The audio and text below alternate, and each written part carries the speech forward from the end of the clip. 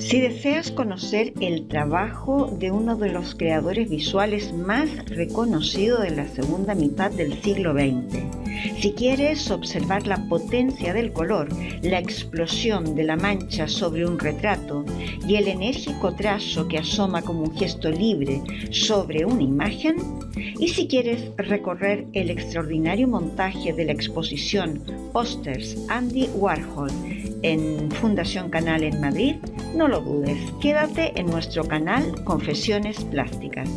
Si quieres escuchar las lecturas de los pósters Lis, Mao, Lenin, Hermann Hesse, Ingrid Bergman, La Monja y mucho más, entonces sumérgete en nuestras confesiones plásticas. Soy Maite Barros, licenciada en Bellas Artes, pintora, articulista y divulgadora del arte plástico, y te invito a suscribirte a este canal haciendo clic en el botón rojo que está en la parte inferior derecha de tu pantalla, dar like y dejar tu comentario.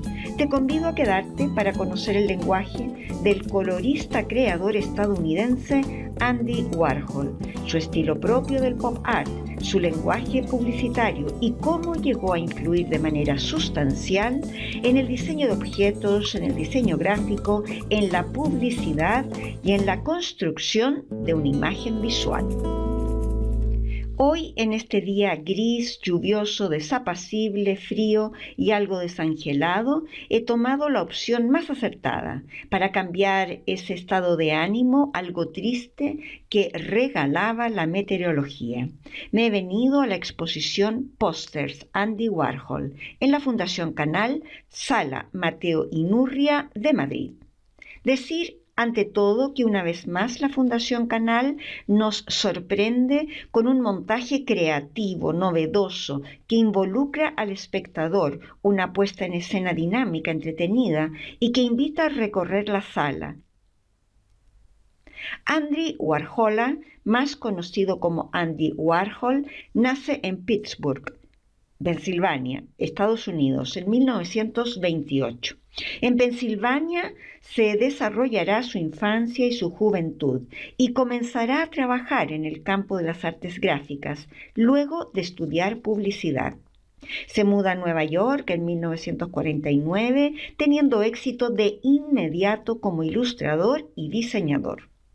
Hay que saber que este hombre fue uno de los creadores más destacados, visibles y reconocidos de la segunda mitad del siglo XX. Artista, publicista, cineasta, fotógrafo, en definitiva un creador visual. Aquí me quiero detener, pues es muy importante tener ciertos conceptos claros. Warhol no fue un artista plástico como tal, no fue pintor. Y tampoco me atrevo a decir que trabajó en la disciplina de las bellas artes del grabado. Él, ante todo, fue un creador de imágenes visuales comercializables. En 1960 decide dedicarse a las bellas artes, trasladando claramente sus conocimientos de publicidad hacia sus propuestas creativas. El impacto de Warhol en el panorama artístico será inmediato. Ya en 1962 transcurrirán sus primeras exposiciones. Fundó The Factory en el año 1963, su estudio neoyorquino. Por allí pasaban otros creadores, modelos, actrices, actores, en definitiva, el mundo de las celebridades de aquellos momentos. Por ello, Warhol fue uno de los grandes protagonistas de la escena cultural de Nueva York entre los años 60 y 80 del siglo pasado. Sus ilustraciones para anuncios, folletos, revistas, libros, portadas de discos LP lograron un reconocimiento masivo desde sus comienzos. Por ello pasó de ser ilustrador a ser creador de imágenes en los años 60.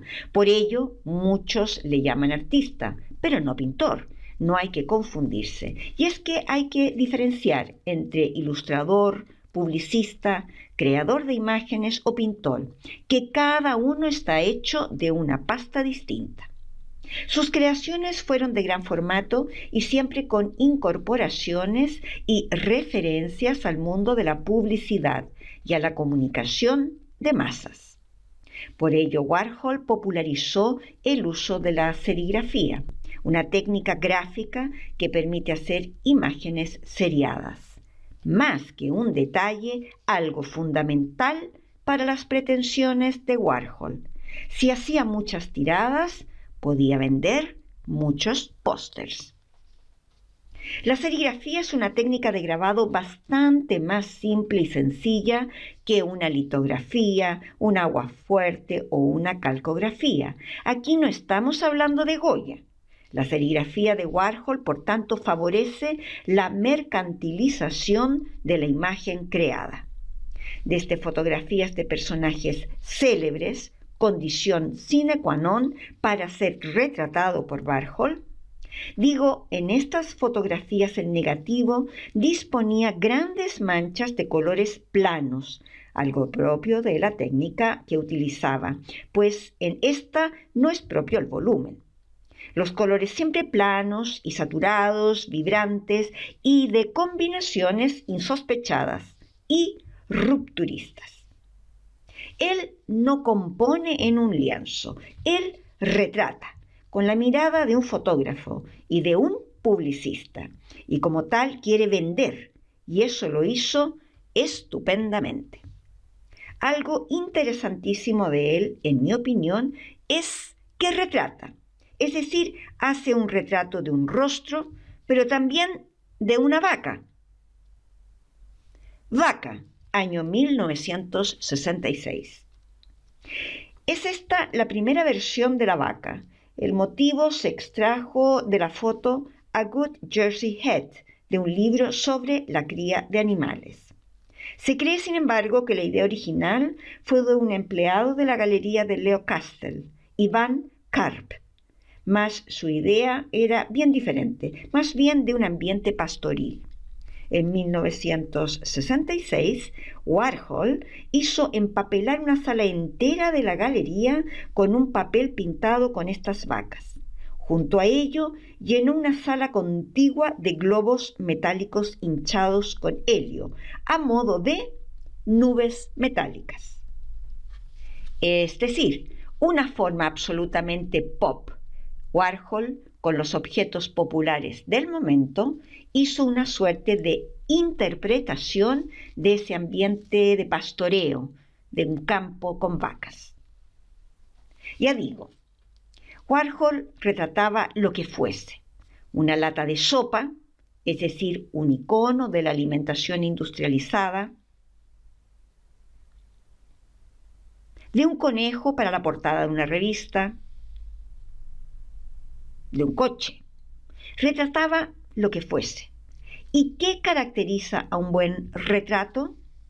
Se define como un buen retrato aquel que tenga una composición interesante, donde él o lo retratado esté en un espacio bien equilibrado, ofreciendo suficiente plano negativo para favorecer al sujeto y captar la atención del espectador. Eso lo vemos siempre en Warhol. Generalmente, incluso el fondo no es más que un color para destacar al retratado. Más si hablamos específicamente de un retrato pictórico, este debe contener esa capacidad para captar la esencia de quien es retratado, su personalidad, carácter, su alma. Un buen retrato se centra en las mejores características de la persona y las presenta en forma atractiva. Eso ocurrió a veces, solo a veces, en Warhol. En mi opinión, los retratos de Warhol tienen la capacidad de generar siempre un impacto. Eso sí, siempre se evidencia el alma publicista que nunca le abandonó. Vemos, por ejemplo, a Liz, años 1964-1965.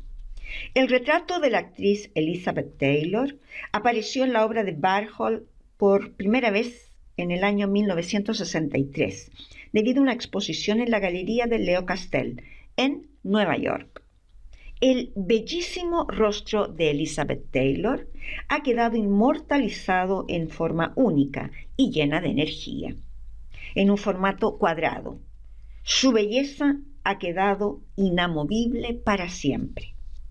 Warhol saca aquel color de ojos único de la actriz y lo derrama como una mancha en sus párpados. Sus labios rojo pasión. Su tez rosa porcelana.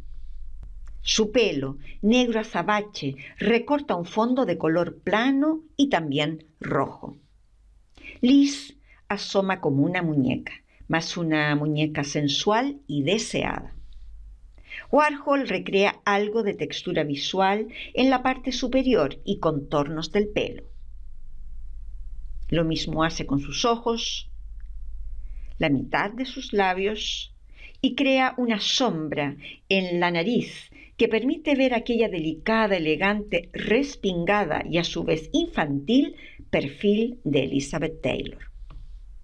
La actriz ha quedado allí, inmortalizada en su belleza, mas he de creer que Elizabeth Taylor fue mucho más que eso, pero la búsqueda de Warhol era plasmar esa primera capa de las personas de manera única y extraordinaria. Sin embargo, hizo otros retratos en donde al menos asoman más simbologías que recrean de una manera más profunda el retratado. En Liz solo retrató su inigualable belleza. En la serie Reinas Reinantes vemos a Margarita II de Dinamarca, Isabel II del Reino Unido, a Beatriz de Holanda y a Ntombi Tvala de Suazilandia. Todas ellas con juegos de colores, de líneas, retratadas de frente o de perfil, mas sin mucho más que aportar sobre la persona. Vemos reinas con sus coronas, reinas con sus joyas. Vemos reinas. Mao, año 1974. A partir del retrato oficial de la llamada Biblia de Mao, citas del presidente Mao Zedong o libro rojo de Mao, Warhol creó en 1972 una serie de pinturas y serigrafías con el rostro del presidente chino. En el contexto de la Guerra Fría, justo en el momento en que se acercaban Estados Unidos y China, el uso de estos retratos como reclamo publicitario prácticamente supuso una verdadera declaración política. En un formato vertical, Warhol hace un interesante retrato de Mao, aquel presidente chino que él retrató como a una celebrity más. Aquí el artista pop despoja a Mao del retrato fotográfico y crea la imagen desde unas sueltas líneas que claramente trazó sobre la fotografía para quedarse con los rasgos.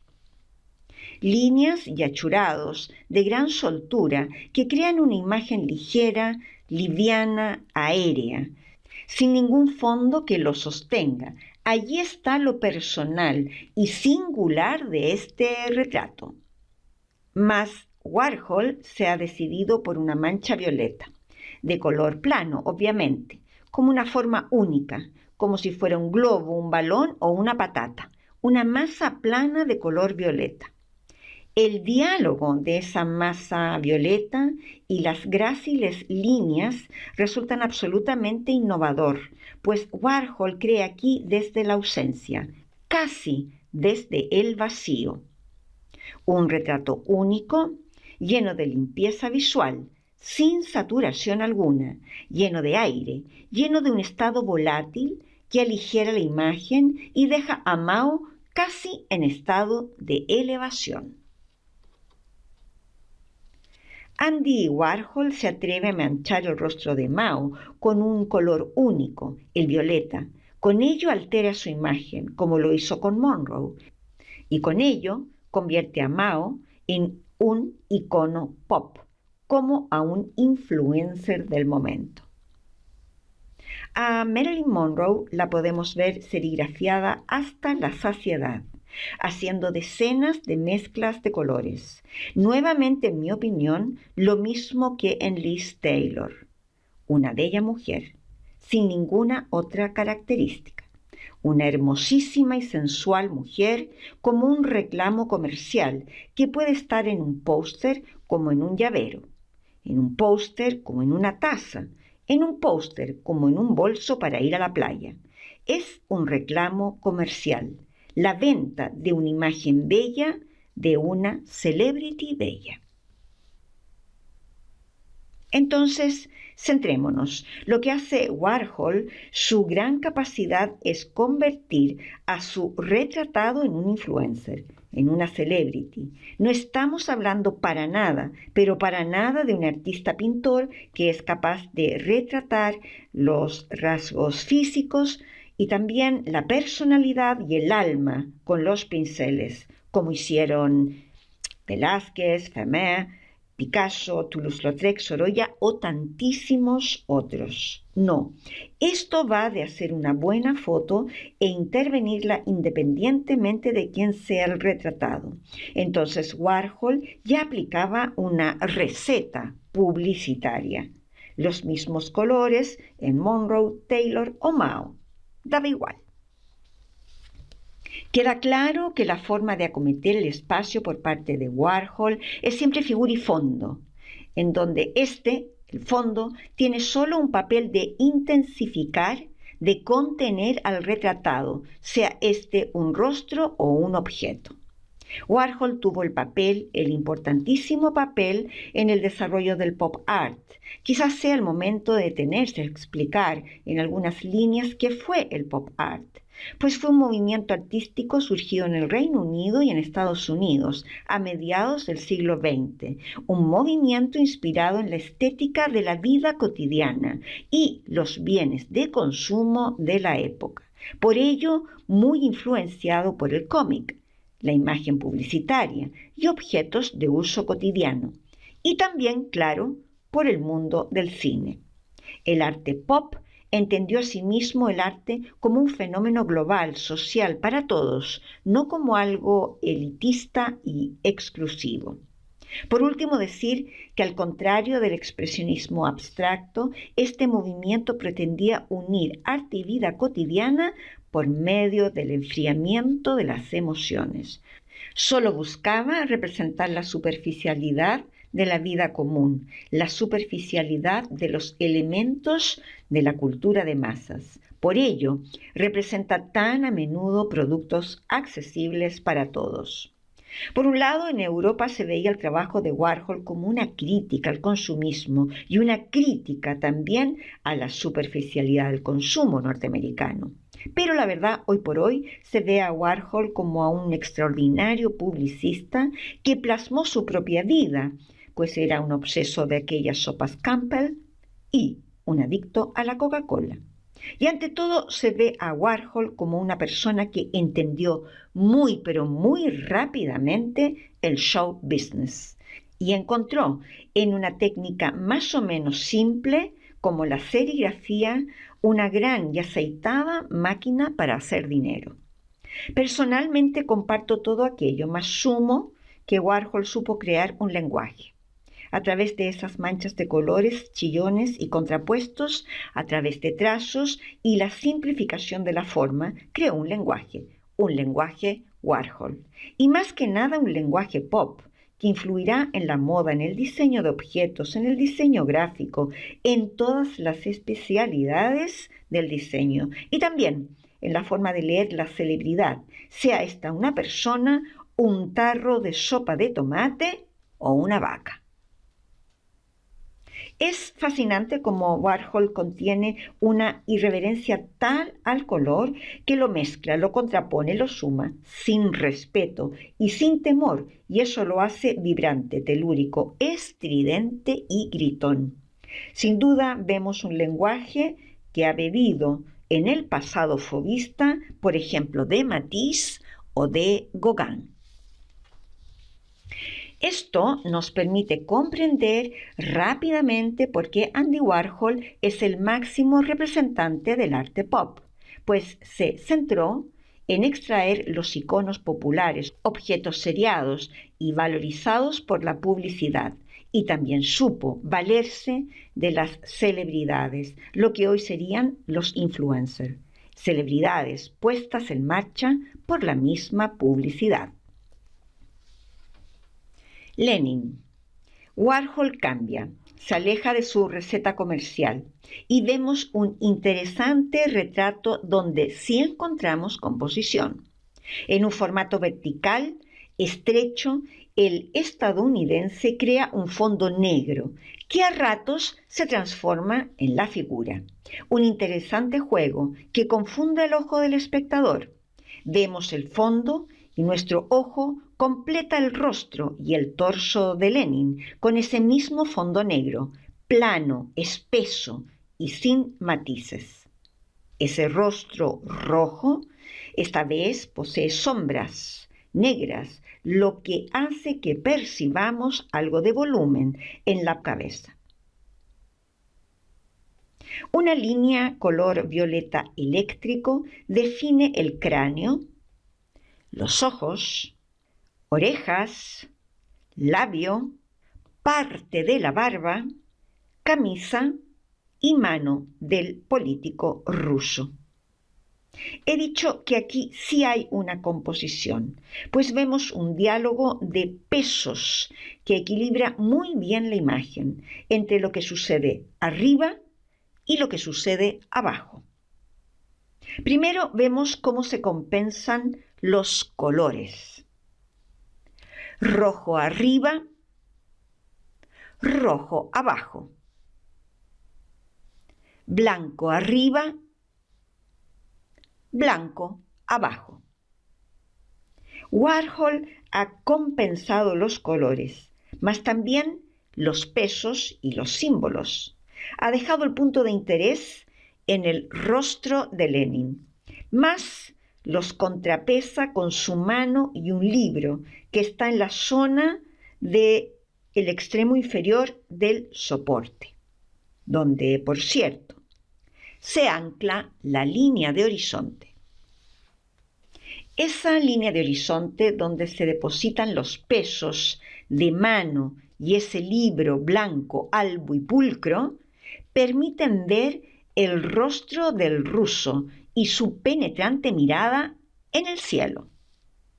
Veamos la imagen sin la mano y el libro. Pues todo se desequilibra, pues Lenin entonces se coloca en un estado de cielo sin ningún diálogo que lo ancle en tierra, sin sustrato ni sustento. Ese libro representa sus ideas y su, entre comillas, elevado pensamiento. Se sostiene de esas ideas. A diferencia de Elizabeth Taylor o de Marilyn Monroe, Lenin sí está retratado de una manera más profunda, más compleja, más simbólica. Por supuesto, retratado mucho más allá de sus rasgos físicos. Hermann Hesse, año 1986. Como cartel o portada del libro, el formato es vertical, mas como retrato, Hesse es un formato cuadrado. Warhol sitúa al Premio Nobel de Literatura alemán en un dinamismo extraordinario. Ello debido a que todo aquel perfil del escritor está en una dirección diagonal de una fuerza inmensa. Una dirección que podríamos decir comienza en la mancha de la zona superior izquierda y que acaba en la punta de su cuello, en la zona inferior derecha. Dicha diagonal se compensa con una diagonal contraria que proviene de la boca del escritor y que se eleva hasta la parte superior derecha. Un rostro color frío azul claro que se ve interrumpido por manchas, líneas, trazos y achurados negros que otorgan algo de volumen, más sobre todo carácter, fuerza y determinación. En la base del soporte asoma casi como un rectángulo horizontal delgado y sutil el cuello de la camisa del retratado. Ello da peso al rostro de Hess y lo detiene. De ese rostro frío, de color azul frío, se abre una boca desde donde sale una fuerza de color cálido, un amarillo que casi quema. Por ello, lo más potente se encuentra en esa llamarada de color cálido, amarillo chillón, que sale con una fuerza iracunda de la boca del escritor. Su voz literaria es un grito que sube con una fuerza rotunda hasta la zona de máximo vuelo. Entre 1964 y 1965 hay un salto considerable en la popularidad de Warhol. Ahí comienza su dedicación a los carteles. Podríamos decir que al ser Warhol un experto publicitario, supo construir un avatar efectivo, eficiente y muy rentable. Siempre tuvo ingenio para decir, vestir y hacer aquello que lograba provocar. Y muy importante, algo de lo que lograba obtener beneficios. Ingrid Bergman, La monja, año 1983. Creado especialmente por Andy Warhol a pedido de Bergson Gallery, en referencia a la carrera de la actriz sueca Ingrid Bergman. El retrato realizado captura a la actriz en su personaje clásico del cine, una monja, en la película de Leo McCarey, Las campanas de Santa María, en 1945. Esta vez Warhol hace dialogar colores cálidos a la izquierda y fríos a la derecha.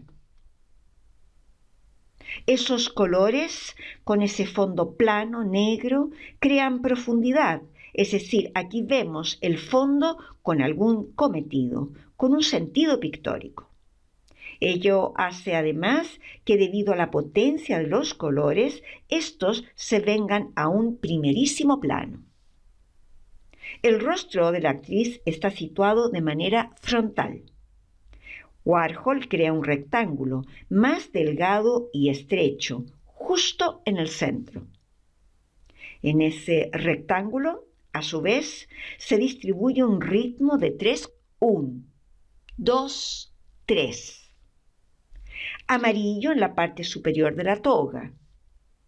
Rosa, donde asoma el rostro bello angelical de Bergman, interpretando a la monja. Y azul violeta, donde se encuentran las manos entrelazadas de la misma. Una imagen pensada de una manera mucho más pictórica, donde vemos mancha que da la atmósfera, líneas que otorgan los límites del hábito y los rasgos del rostro, un fondo que sustenta y da profundidad, colores fríos, cálidos, que otorgan calidad plástica. En definitiva, una imagen más cercana al arte y más alejada de la imagen publicitaria de una celebrity. Bergman está interpretando a un personaje. Warhol no retrató a Ingrid Bergman, la persona, retrató a la monja. Warhol fallece a la temprana edad de 59 años en el año 1987, dato que sorprende debido a la cantidad de obra suya que está en nuestra memoria visual. Esta exposición nos muestra una treintena de carteles, póster, carátulas de libros, revistas y discos LP. Personalmente considero muy interesante la ancha puerta que hoy por hoy se ha abierto respecto de Warhol. Esto es discutir si las imágenes que hacía y que producía como en una factoría son arte plástico. En mi opinión, obra gráfica publicitaria sí lo es. Cercanas a las artes decorativas también.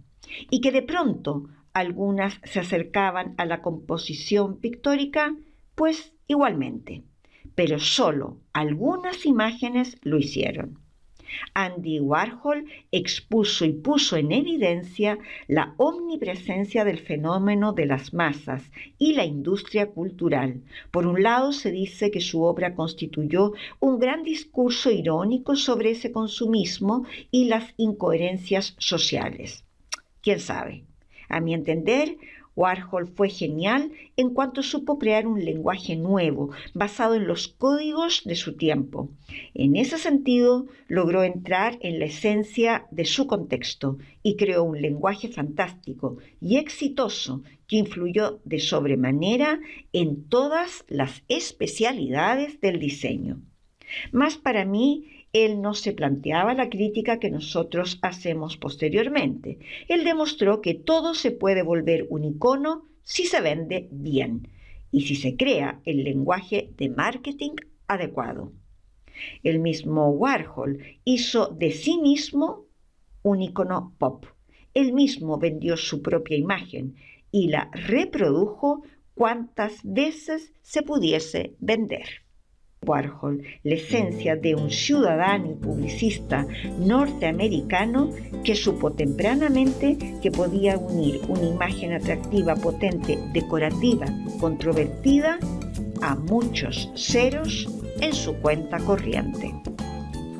Comparto con vosotros 3 conocidas opiniones de Andy Warhol. Abro comillas. Comprar es mucho más americano que pensar. Y yo soy el colmo de lo americano.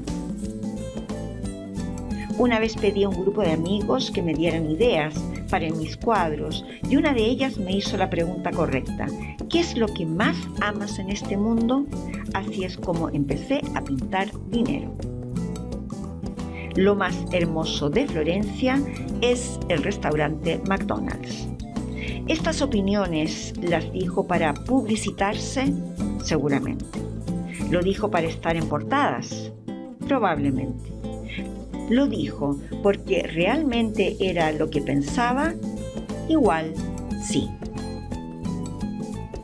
Si te ha gustado esta cápsula y quieres seguir aprendiendo de este placentero y deslumbrante viaje que es leer pintura y hoy leer carteles y pósters, suscríbete a mi canal haciendo clic en el botón rojo que está en la parte inferior derecha de tu pantalla. Dale like y deja tu comentario. A continuación, te dejo algunas cápsulas anteriores por si no las has visto.